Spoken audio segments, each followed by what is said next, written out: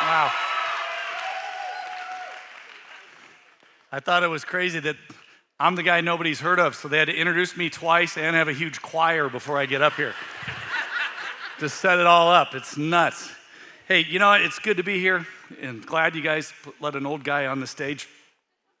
It's weird. It's like, hey, you got to come help with the young guys. And I remember my whole career, I was the young guy. And I kept saying, well, you're the young guy, you're the young guy, you're the young guy. Next I go, hey, you're the old guy. We need to do this. And I keep asking myself, when was I the guy? Was there like 2 weeks in my 30s back 20 years ago that I was the guy and I didn't get invited to the meeting or something? I don't know. But hey, as we come here, we talk about how God sees us and we see you. I just think of how Jesus is number one in my life, but there's been a couple men that God has put in my life that have really, really poured into me and saw me. And number two is the guy sitting right here, Lynn Winters. And yeah, he was my youth pastor. And I've learned so much from him and leadership, but he saw me when I was a scrubby 14-year-old, and he was like, 62 at the time? And you know what he taught me? The biggest lesson he taught me, he says, Bill, no matter what you do, no matter what, remember to always seek first the largest LED screen you can ever find on the planet. I think I'm gonna get cancer, but we'll see. No, actually, seriously, thank you for seeing me, Lynn. You saw me, and that's where I learned how to do it, so thank you. And then second, number one, was my dad.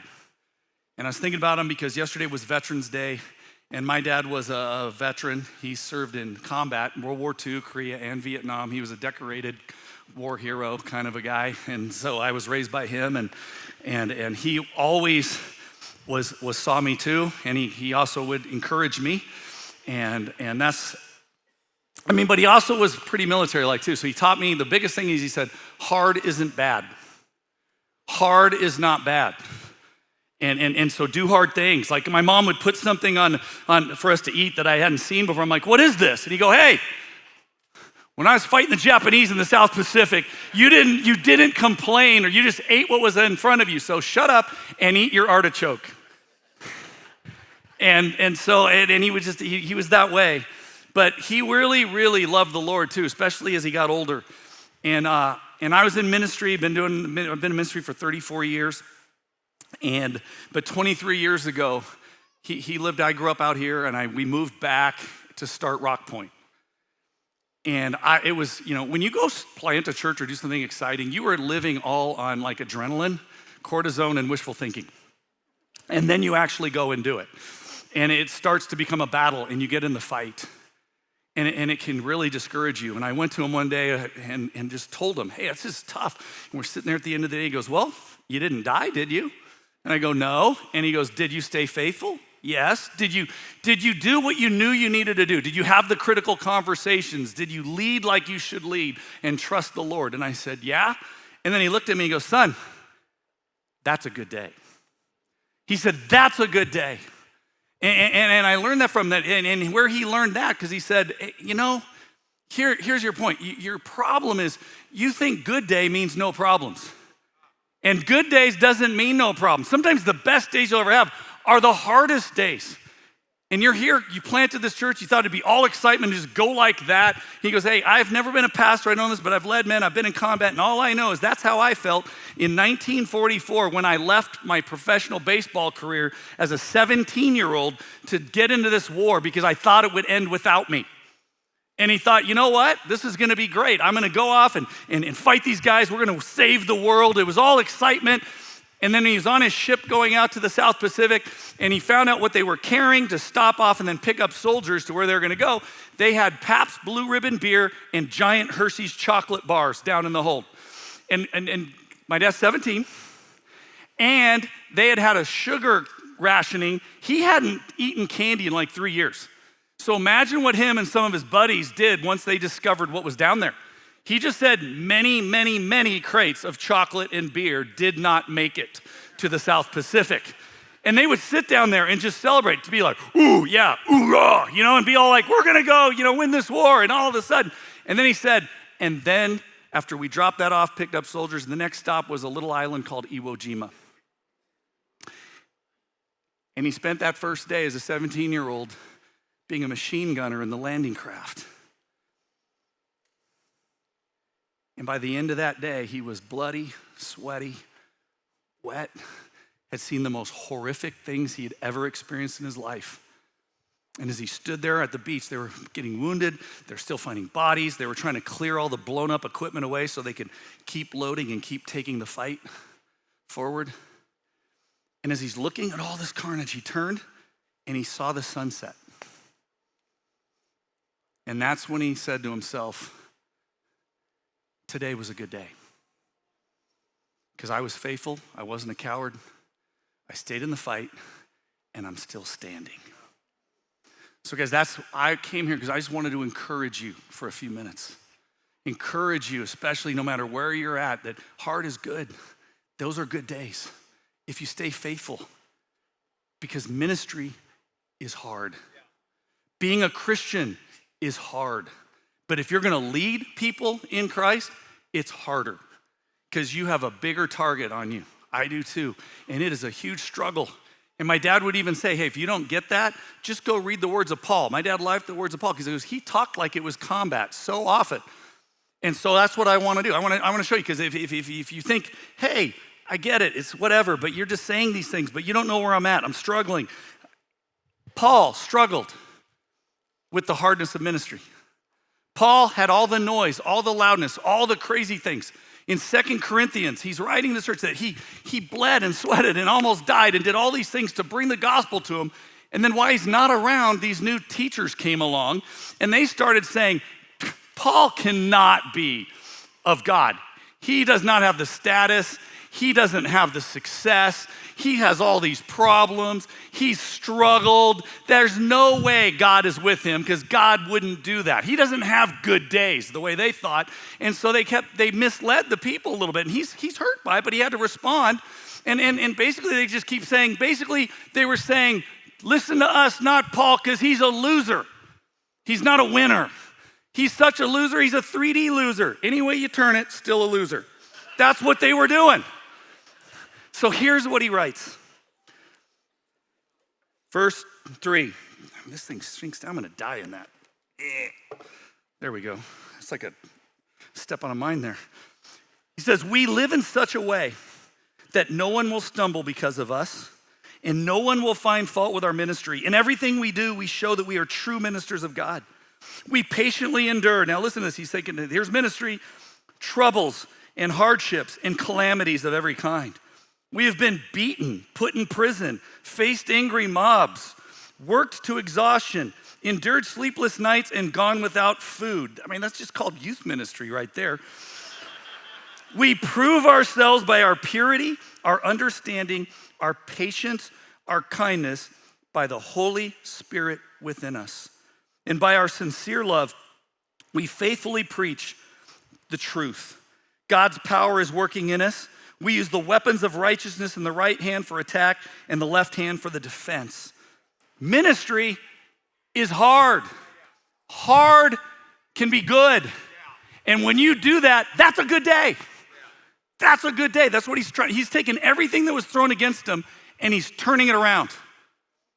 And what I want to do is just give you two little things here of what is he really saying in this passage that has to do with how ministry is hard, because it's a battle. And why is the battle so hard? And then maybe I'll give you one idea of what we should maybe do about it rather than just close and say sucks to be us. Good luck. Here we go. What we just read here is ministry. The ministry battle is hard because it is loud. It's loud is what Paul's saying here. There are voices, there are noises, there is calamities, there is always something exploding all around you. I asked my dad once, what was combat like? What do you think he said? War is hell? Did somebody say scary, bloody, terrifying? Oh, he said it was all those things, but he without a beat. The first thing he said, loud. He just said loud. And I go, really? That's the first answer? Just as loud? Well, you haven't been in it. It's loud. And then he goes, but it's the reason I said that first is that's what made it worse. And I go to him, he goes, it's loud like when you're at a concert with your friends. Only at this concert, everyone's trying to kill you. But have you ever been, when it gets really, really loud? And when you're in that really loud room, you might be surrounded with people, you might be having a good time, but don't you feel alone? You're stuck in your own head. You're stuck in your own thoughts. You're just sitting there surrounded. So and maybe that's where you're at. Maybe you're here and we're saying, we see you. And I go, okay, you may see me, but I can't hear. I'm stuck in here. What's the loudness that's drowning everything out? And I love how Levi talked about his room at night, the place that should be safety. Here's what's scary for a lot of us. You think the loudness is just those crazy meetings you had, that person that got mad at you? I get it. We had a family in our church that they came to Christ Church. They were really involved, and they came to us, and in the night they go, hey, we have this timeshare that we're not gonna use. We wanna pay to send you to it. Just have a good weekend away. And we're like, great. And then we went, we bought them presents while we were there, thought we'd just see them at church because they always sat in the same place every week. They weren't there. Finally reached out to them to try to see. They didn't call back. Finally, after like a month, he finally answered the phone and said, yeah, this is weird, but you know what? You went up there, so since you weren't gonna be there, we went with a friend to the church down the street, and that's where we go now. What? I know what Paul feels like. I leave for 10 minutes, and now you're like, Paul's a loser. What's the loudness? I wanna show you a picture. When my dad was at Okinawa after Iwo Jima, and he was on his ships. Okinawa was the only battle in the South Pacific World War II where more Navy personnel died than the guys on the island. And I'll show you why, because they sent in their last-ditch effort was they sent in 1,400 different sorties of kamikazes, sank 30 boats. And my dad was a machine gunner on these things, and they would come in the evening at night because they didn't need light. And back then you didn't fly at night, but they didn't have to get back. They were just flying into whatever light they saw on the coast there. And I want to show you this picture. That's the night sky. My dad would have been one of those. Those are tracer bullets, and back then that's 1 out of every 8. That's only 1/8 of what's flying through the sky. Is that your nights right now? It's just filled with kamikaze attacks on you. What is it?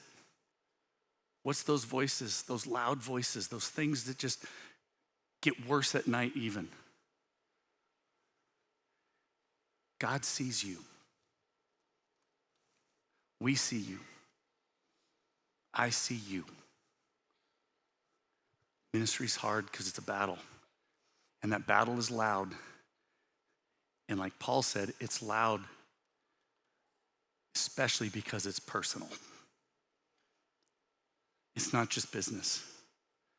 For us in ministry, people might say, it was just business. I was down the street, I went to this other church, whatever. You poured your heart into these people. And it was just business to them. You need to come home with me so my wife would do the same thing. That would be really nice. I'm definitely not getting that now because I just said what I said. So it's a battle. Pray for me right now. The battle's hard because it's loud, but now let's read these last couple verses. Go into verse 8. Verse 8, he says, we serve God whether people honor us or despise us, whether they slander us or praise us. We are honest, but they call us imposters. We are ignored even though we are well known. We live close to death, but we are still alive. We have been beaten, but we have not been killed. Our hearts ache, but we always have joy. We are poor, but we give spiritual riches to others. We own nothing, yet we have everything. Ministry is hard because the battle is hard because it's loud, but also the battle is hard because winning looks like losing. Jonathan shared that this morning. Great point. He said winning feels like losing. That's the problem with ministry. It's an upside down kingdom. What Paul is saying is he just turned around everything he was being attacked for and saying, you're not winning. He goes, no, that is winning. That's what we do. We need to know that. That should encourage us, not discourage us, that hard isn't bad. And when we do this and we stay faithful, that is a good day. Faithfulness is fruitfulness. That's a good day. How about you? Does your ministry right now just feel like losing? Does it seem like you take one step forward, 2 steps back? Are you struggling with something?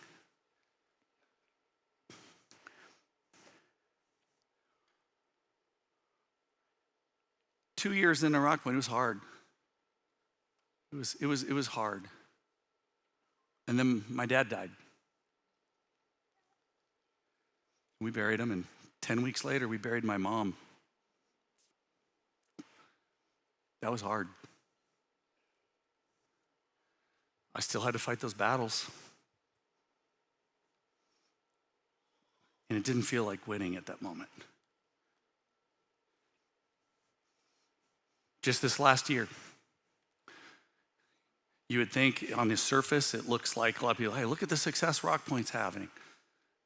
We've planted 6 churches in the last 2 years, and then in January, we sent out my teaching pastor, and he went 20 minutes down the road, and we planned this, and we went for it, and we went all in. I told people, hey, you got him up, and I said, hey, you're going. I want a lot of you people to go, especially you and you and you. No. I'm nicer than that. I try to prevent that from happening. But I just told him that we're going to go that, and you know what? And then I left for a sabbatical, and he preached the next 8 weeks. And I said, you can talk about the church all you want. And so when we sent out, we commissioned, had them all stand in the services they were in, and they went, and 1,500 people went. And since they started, they're at like 3,500 already now. Yeah, you'd think it'd be easy. I told him we're about to be better friends. He texts me more, calls me more, because he's like, wow, ministry like this, church planting especially, is not for a coward. It's difficult.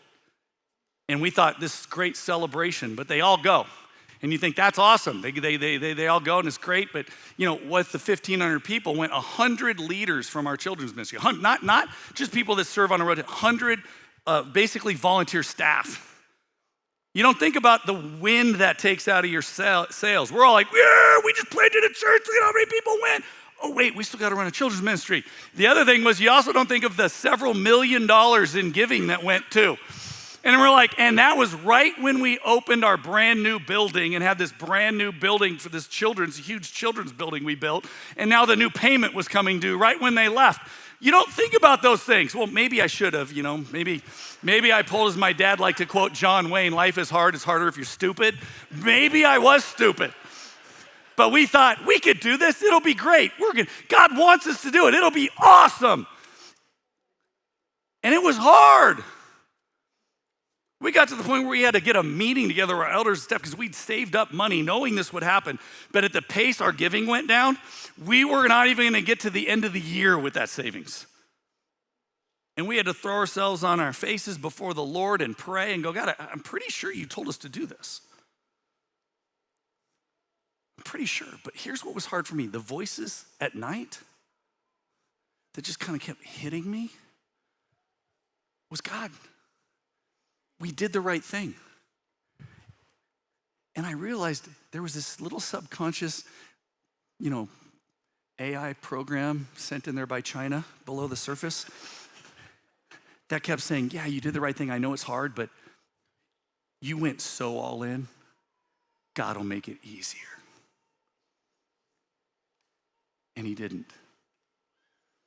But it's still a good day. It's still a good day. We're still in the middle of all this. It's hard. What about you? Where is winning feeling like losing? We ended up just a month ago, our executive team, the highest level of leaders, we went to a meeting that's about an hour and a half usually, and we crammed it into 5.5. And just kept squirting out the side, and there we go. And mainly is because, somebody said something that we started to have a little bit of a critical conversation. I got kind of critical. I ended up not normally doing this, but I kind of blew up the room a little bit, but then everybody's blood. It turned into one of those, that Spider-Man meme where there's a bunch of Spider-Mans and they're all pointing at each other. And as we're having this talk, it turned out as we kept going, it was so hard.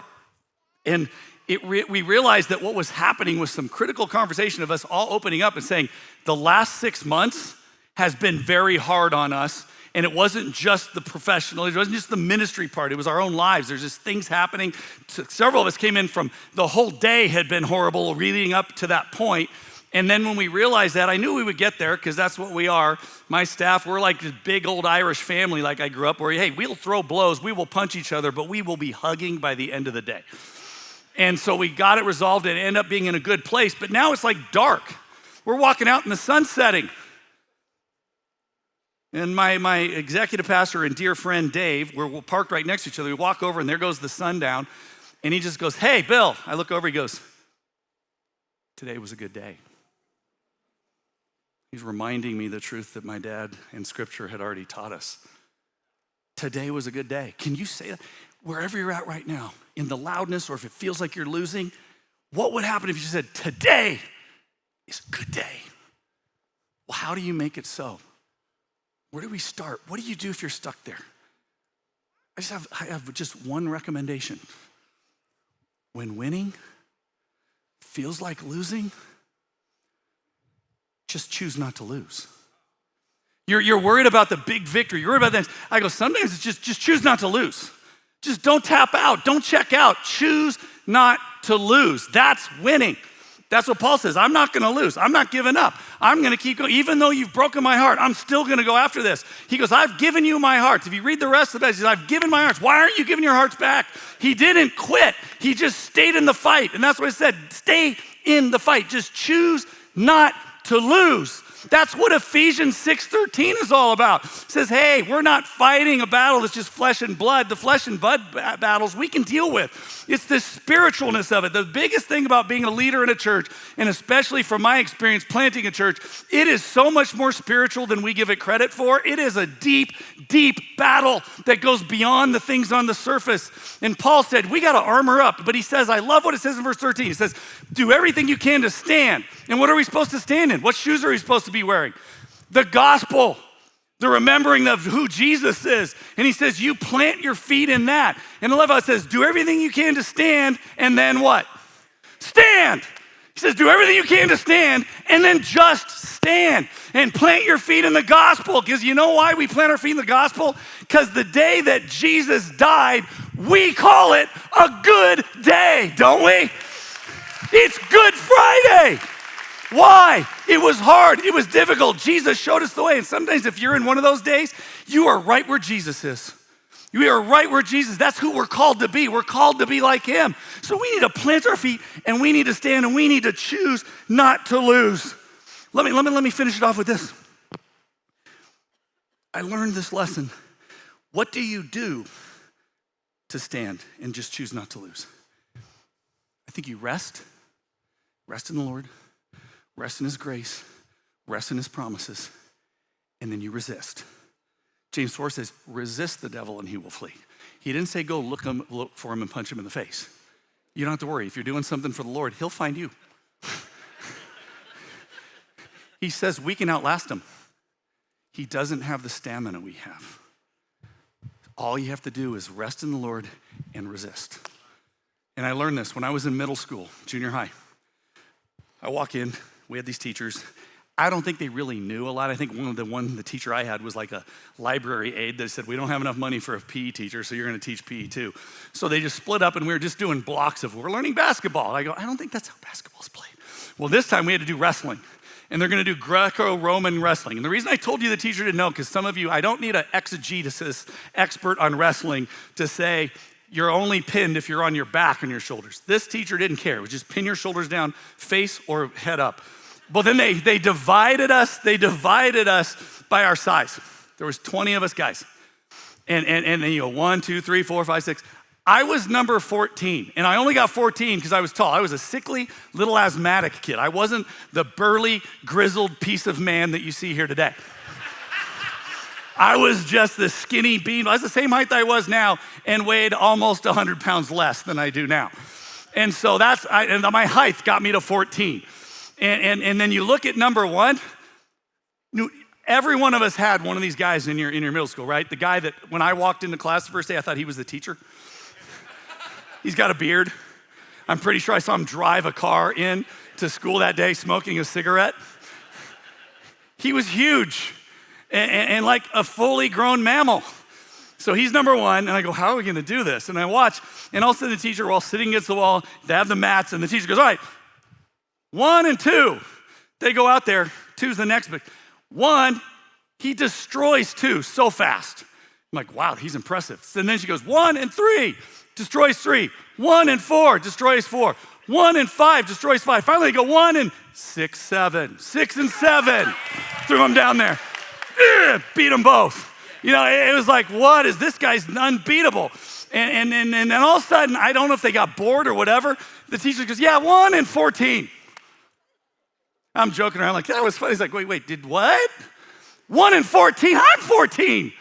And I'm like, oh no, this is gonna be embarrassing. These guys just got slaughtered. It's so embarrassing. And so I had to walk over there to get on the mat. And as I walked, I said, you know what I'm gonna do? Everyone's losing. I don't know how I'm gonna beat this guy, but you know what I'm gonna do? I'm gonna lose slower than everybody else. I'm just gonna choose not to lose. I'm not gonna be able to win. He knows how to wrestle, and he's huge, and I'm pretty sure he's on testosterone or something. His head was the size of, it's gotta be HGH too. But I'm sitting there going, I'm just gonna choose not to lose for as long as I can. So then I had to be the one that got down on all fours there. And the gross thing was he's already wrestled all these guys. He is so sweaty. Ooh. He's like hugging you. It's like getting hugged with a wet towel. Dripping. When I looked up to see what the teacher's doing, drip went in my mouth. That might have helped me. Got a little testosterone in me. And then the teacher goes, all right, here we go. I'm gonna say wrestle and you're gonna go. So here I am. And he goes, go. That's how fast. Go was still in the air and I'm already pinned down. I sure hope they cleaned this. And I am glad that the worship team keeps their shoes on and isn't barefoot. So I'm sitting here just smashed down. This guy is pressing into me. He is trying to move me through the earth. He is pushing down so hard. And I just chose to not fight. I just relaxed. I just sat there resting. And then when the teacher goes, 1, 2, and right when they went down to 3, I would just go, ah! And I'd rest for another 2.5 seconds. 1, 2, ah! I'd rest for a couple seconds. 1, 2, ah! That went on for like 5 minutes. And what I noticed after about 4 or 5 minutes, he's not pushing as hard anymore. And I hear this, I go, he's getting kind of tired. So it got a little bit easier to push up so I could rest even when I fought. I didn't have to go, I just went, and then finally I'm laying there flat out like this, and all of a sudden I feel this body on me. I go, I think he just laid on me. Head's right by my ear. Kind of like when your dog snuggles up in your bed, and you're like, get away from me, it's gross dog breath. And I was just like, I go, you know what? I think on the next 2.5, I might be able to roll over. And so I sat there, 1, 2, and I just went, ah! And then I just laid there. I did it. And now I'm laying on top of him. And he didn't move. So I sat there, arms stretched out, 1, 2, 3, winner! Now here's the embarrassing part. How do I get up? I'm old. I beat him. I beat him without one wrestling move. I beat him even though I did not have the strength he had or the skill he had. I won. My whole classmates started cheering for me. They couldn't believe what just happened. And all I go is like, I beat you because I chose not to lose. That's all I did. That's it. How about you? Where have you just been tapping out and choosing to lose? I get it. Ministry's hard. It's a battle. And you know what? It's loud and it feels like losing. But what if we just leaned into that and said, but that's when we're like Jesus. That's what we're called to. That's when we have an opportunity to just rest in who he is and resist and choose not to lose until you win. So who needs to do that? Who needs to choose not to lose?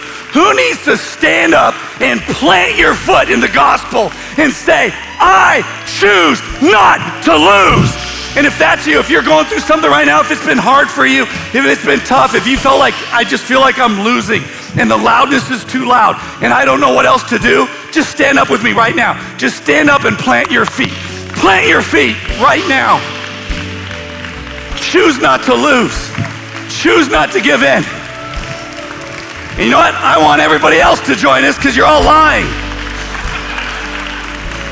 We need to choose not to lose.